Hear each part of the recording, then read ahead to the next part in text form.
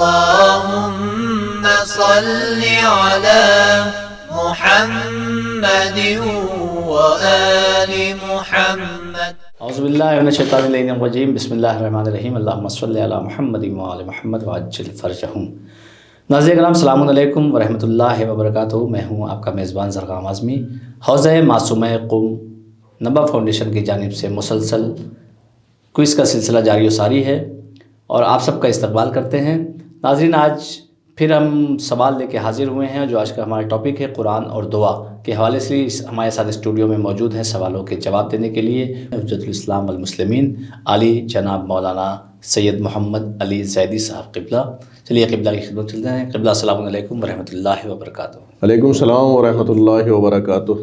ابتدا یہاں سے کرتے ہیں کہ قرآن مجید میں جناب آدم اور حوا کی دعاؤں کا تذکرہ موجود ہے، اس پہ ذرا روشنی ڈالیں.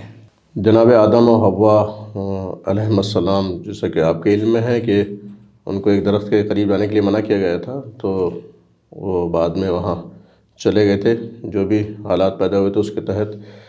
تو جناب آدم و حوا کی دعا قرآن میں نقل ہوئی ہے کہ قال ربنا ظلمنا انفسنا وان لم تغفر لنا وترحمنا لنکونن من الخاسرین.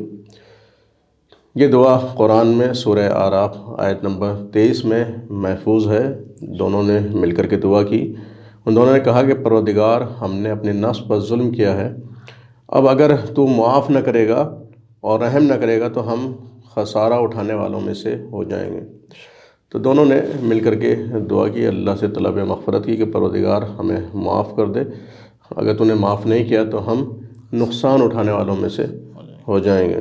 اس طرح کی دعا قرآن میں ان دونوں کی ذکر ہوئی ہے اور اللہ نے ظاہر ہے کہ معاف کیا ہے. بڑا غفور و رحیم ہے، معاف کرنے والا ہے. جب ایک خاطی انسان دعا کرتا ہے، عام بندہ دعا کرتا ہے، تو پروردگار اس کی مغفرت فرماتا ہے، معاف کر دیتا ہے. اس کے بڑے سے بڑے گناہ اگر اپنی غلطی پہ نادم ہو جائے. تو یہ تو پیغمبر تھے جناب آدم، اور سب سے پہلے نبی تھے، اور ان کی زوجہ جناب حوا بھی بہت محترم تھیں، خود ایک نبی کی بیوی تھیں، ان کا بڑا مرتبہ تھا. تو ان دونوں نے دعا کی اور اللہ نے ان کی دعا کو قبول فرمایا. قرآن میں جناب نوح کی کس دعا کا تذکرہ کیا گیا ہے؟ تفصیل سے بیان فرمائیں. جناب نوح کا واقعہ آپ کے پیش نظر ہوگا، اس میں بھی ذکر ہوا. خود اللہ نے رہنمائی فرمائی کہ کس طرح جب ان کو قوم نے ساتھ نہیں دیا اور قوم ان کی ہدایت پہ عمل نہیں کر رہی تھی، ان کی بات نہیں مان رہی تھی، تو خود پروردگار نے سہارا دیا کہ کیا کہنا چاہیے، کیا کرنا چاہیے. تو خود جناب نوح فرماتے ہیں، قرآن میں ذکر ہے سورہ مومنون آیت نمبر 26 میں، قال رب انصرنی بما کذبون. تو جناب نوح نے دعا کی کہ پروردگار ان کی تکذیب کے مقابلے میں میری مدد فرما. جب قوم والوں نے جھٹلایا جناب نوح کو، ان کی باتوں پہ بھروسہ نہیں کیا، تو ان الفاظ میں انہوں نے دعا کی، رب انصرنی بما کذبون. تو پروردگار ان کی تکذیب کے مقابلے میں میری مدد فرما. جس کا خدا حامی و مددگار ہو جائے، ناصر و مددگار ہو جائے، تو اس کو کون جھٹلا سکتا ہے اور کون اس کی بات کو رد کر سکتا ہے. تو اس طرح سے انہوں نے دعا کی اور پروردگار نے ان کی بات کو منوایا اور بہت سی چیزیں بتائیں اس میں. پھر انہوں نے ذکر کیا، سورہ مومنون میں اس کا ذکر ہوا ہے آیت نمبر 28 میں، الحمدللہ الذی نجانا من القوم الظالمین وقل رب انزلنی منزلا مبارکا وانت خیر المنزلین. اس سورہ مومنون کی سلسلہ وار آیات ہیں جس میں ذکر ہوا ہے کہ اس کے بعد جب تم اپنے ساتھیوں سمیت کشتی پر اطمینان سے بیٹھ جانا. تو خود پروردگار رہنمائی فرما رہا ہے کہ کیا کہنا.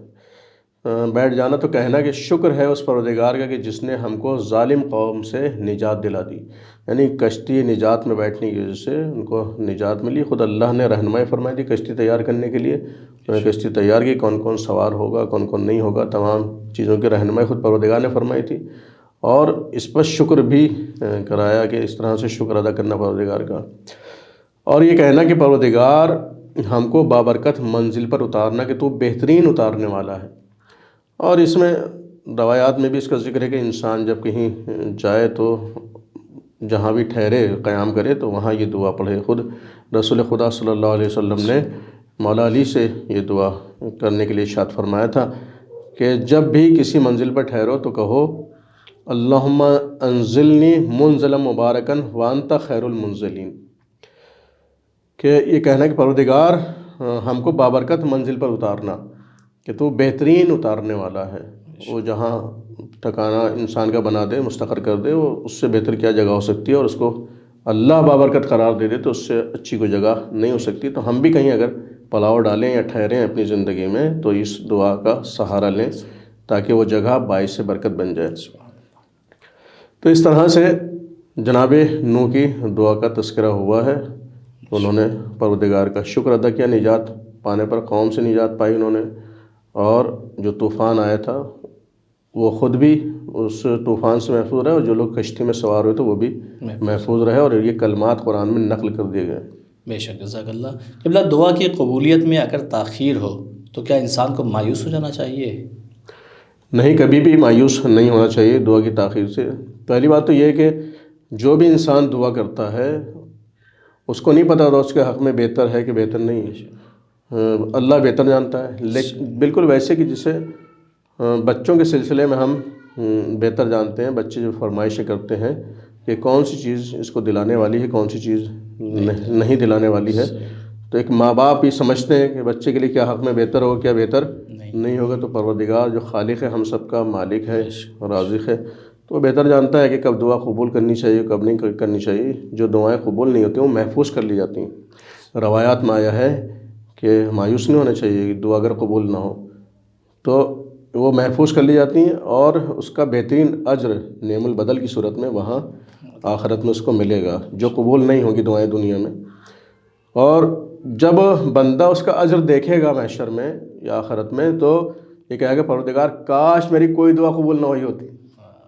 اس کا اتنا اجر ہوگا، اس کا اتنا اکرام اور انعام سے نوازا جائے گا دعا عدم قبولیت کی بنا پر، کہ کہے گا کاش میری کوئی دعا دنیا میں قبول نہ ہوئی ہوتی۔ تو مایوس نہیں ہونا چاہیے۔ جناب ابراہیم اور اسماعیل کا واقعہ بھی اس بات کی دلیل ہے کہ انہوں نے پروردگار کی بارگاہ میں دعا کی، تاخیر سے دعا قبول ہونے کی بات، کہ ربنا تقبل منا انک انت السمیع العلیم ربنا واجعلنا مسلمین لک ومن ذریتنا امۃ مسلمۃ لک وارنا مناسکنا وتب علینا انک انت التواب الرحیم ربنا وابعث فیہم رسولا منہم یتلو علیہم آیاتک ویعلمہم الکتاب والحکمہ ویزکیہم انک انت العزیز الحکیم۔ سورہ بقرہ میں آیت نمبر 127 سے 29 تک ملاحظہ کر سکتے ہیں، ان آیات کا ذکر ہوا ہے جو جناب ابراہیم و اسماعیل نے دعا کی ہے پروردگار سے، کہ اس وقت کو یاد کرو جب ابراہیم و اسماعیل کعبے کی دیواروں کو بلند کر رہے تھے۔ دیکھیے ہمیں درس ملتا ہے کہ دعا اگر تاخیر سے قبول ہوتی ہے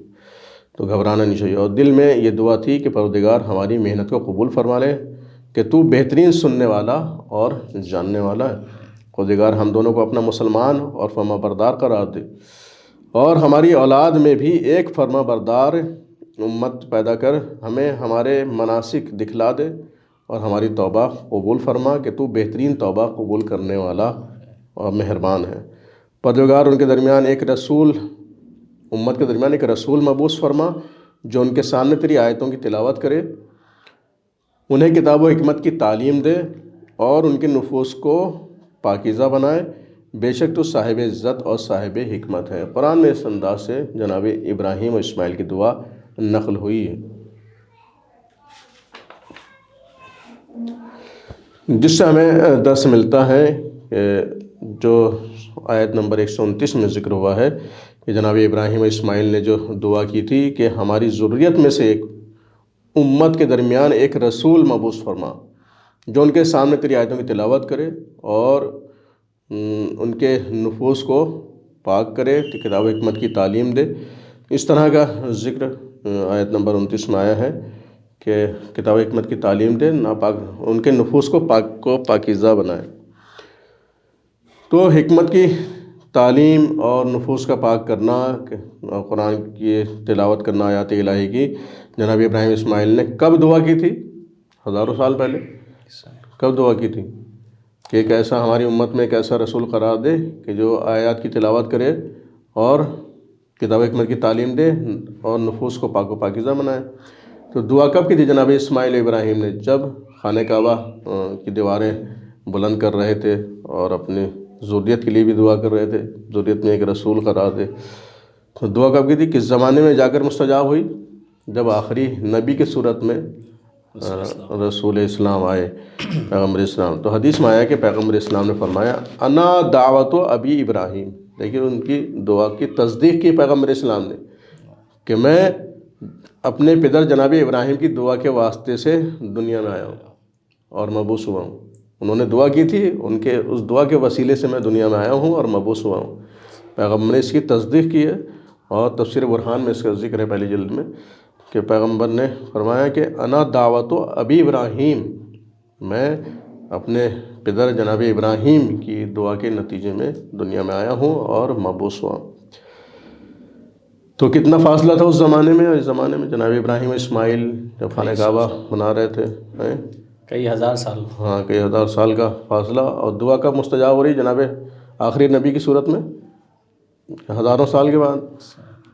تو دعا کے قبولیت سے مایوس نہیں ہونا چاہیے. جناب ابراہیم اسماعیل مایوس نہیں ہوئے تھے، ان کو یقین تھا کہ اللہ ایک نہ ایک دن ہماری دعا کو مستجاب کرے گا، قبول فرمائے گا. تو نتیجہ نکلتا ہے، قابل غور بات یہ ہے کہ جناب ابراہیم کی دعا کے زمانے اور اس دعا کے قبول ہونے، رسول اسلام کی دنیا میں آنے اور مبعوث ہونے کے درمیان کس قدر فاصلہ ہے، کتنا فاصلہ. ابھی جیسے کہ آپ نے بتایا کہ ہزاروں سال کا فاصلہ ہوگا.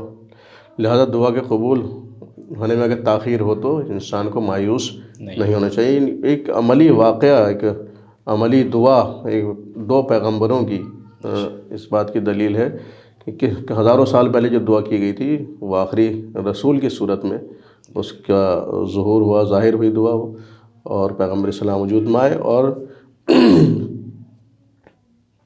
قرآن نے بھی خود اس کی تصدیق کی ہے، جو کہا تھا کہ وہ ایسے رسول امت میں قرار دینا ہماری ضروریت میں کہ جو کیا کرے، کتاب و حکمت کی تعلیم دے، تلاوت قرآن کرے اور نفوس کو پاک کرے.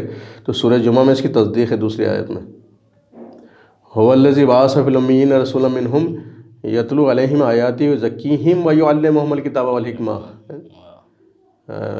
وہی ہے خدا کی جس نے امیین میں ایک رسول بھیجا کہ جو ان کے اوپر آیات کی تلاوت کرتا ہے اور کتاب حکمت کی تعلیم دیتا ہے اور نفوس کو پاک کرتا ہے. دیکھیے، قرآن سے قرآن کے مطابقت، آیات قرآن سے آیات قرآن کے مطابقت، پیغمبر کی دعا سے اس سورہ جمعہ میں جو دوسری آیت ہے اس سے مطابقت ہو رہی کہ انہوں نے یعنی اس کام کو انجام دیا کہ جو جناب ابراہیم اسماعیل کی زبان پہ دعا جاری ہوئی تھی، یا آخری نبی نے وہ تمام کام انجام دیے ہیں آنے کے بعد، مبعوث برسالت ہونے کے بعد. تو امید ہے کہ آپ کا جواب. بے شک، جزاک اللہ. قبلہ ایک اور نبی گزرے جناب ایوب نے، جن کا صبر بہت مشہور ہے. انہوں نے آزمائش کے وقت کس دعا کا سہارا لیا تھا؟ یہ بھی اچھا سوال ہے. بہت ہی انسان کو آزمائش کے دور میں ثابت قدم رہنا چاہیے، گھبرانا نہیں چاہیے مشکلات سے. اور اس کی بہترین مثال جناب ایوب کی زندگی ہے. اللہ نے ان کو بڑی نعمتوں سے نوازا تھا، فراوان نعمتیں تھیں ان کے پاس، آسائش تھی، مال و دولت ثروت تھی ان کے پاس، سب کچھ تھا، اہل و عیال تھے، خوشحال زندگی تھی. تو ان کی آزمائش ہوئی کس طرح سے کہ خدا کے پیغمبروں میں سے جناب ایوب ہیں، اپنے صبر کی وجہ سے زباں زد خاص و عام ان کا تذکرہ ہوتا ہے. صبر اتنا مشہور تھا ان کا. خداوند کریم نے جناب ایوب کو بہت سی نعمتوں سے سرفراز فرمایا تھا. جناب ایوب نے بھی اطاعت پروردگار میں کمر کس رکھی تھی، خوب اطاعت کرتے تھے اس کی اور عبادات بجا لاتے تھے اور اللہ کی نعمتوں پر شکر گزار تھے. ہوا کیا؟ شیطان جناب ایوب کی بندگی دیکھ کر حسد کرنے لگا. یہ تھا اصل راز ان کی آزمائش کا. ان کی بندگی کو دیکھ کر کے حسد کرنے لگا، میں نے اتنی عبادت کی اور مجھے مردود بارگاہ قرار دی گیا. تو جناب ایوب کی عبادت کو دیکھ کر حسد کر رہا تھا. اور شیطان نے کہا کہ خداوندہ، اگر ایوب تیرے فرما بردار ہیں تو ان نعمتوں کی وجہ سے ہیں جو تو نے ان کو دی ہیں. یہ جو فرما برداری کر رہے ہیں ان نعمتوں کی وجہ سے کر رہے ہیں. شیطان نے خدا سے یہ کہا.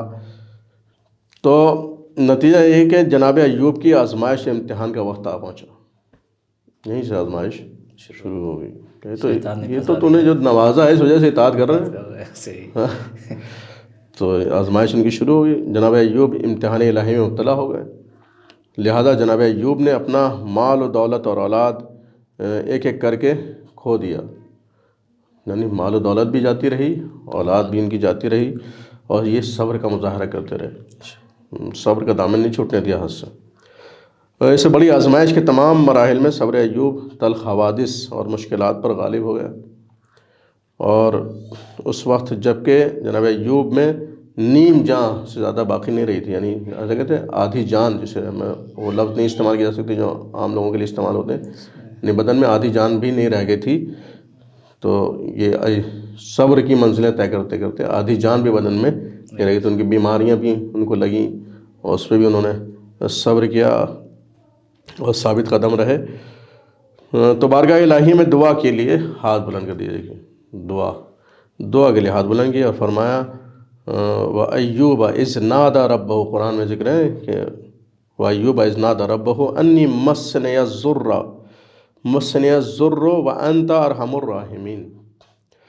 انہوں نے دعا کی فَاسْتَجَبْنَا لَهُ وَكَشَفْنَا، پھر پروردگار نے اس کا جواب بھی دیا ہے قرآن مجید میں۔ یہ سورہ انبیاء آیت نمبر 83 میں اس کا ذکر ہے، ملاحظہ کر سکتے ہیں، جس کا مطلب یہ ہوتا ہے جو جناب ایوب نے دعا کی اس کا ملجا و ماوا مطلب یہ ہے کہ ایوب علیہ السلام کو اس وقت کو یاد کرو، جب جناب ایوب نے دعا کی کہ جب انہوں نے اپنے پروردگار کو پکارا کہ مجھے بیماری نے چھو لیا ہے اور تو بہترین رحم کرنے والا ہے، صرف اتنے الفاظ استعمال کیے تھے۔ تو جواب آیا پروردگار کی طرف سے، ہم نے ان کی دعا کو قبول کر لیا اور ان کی بیماری کو دور کر دیا، اور انہیں ان کے اہل و عیال دے دیے، اور ایسے ہی اور بھی دے دیے، اس کے مثل اور بھی دیے، کہ یہ ہماری طرف سے خاص مہربانی تھی جناب ایوب کے لیے، اور یہ عبادت گزار بندوں کے لیے ایک یاد دہانی ہے۔ جو اللہ کے عبادت گزار بندے ہیں، جناب ایوب کا واقعہ ان کے لیے بہترین یاد دہانی ہے کہ کسی بھی حال میں اس کو فراموش نہیں کرنا چاہیے، اگر آسانیاں ہیں تو شکر نعمت کرنا چاہیے، اطاعت کرنا چاہیے، یہ بھی جناب ایوب کے واقعے سے درس ملتا ہے۔ اگر مشکلات اور علائم و مصیبتیں ہوں، پریشانیاں ہوں، تب بھی اس صبر کا مظاہرہ کرنا چاہیے اور اس کی یاد کو برقرار رکھنا چاہیے۔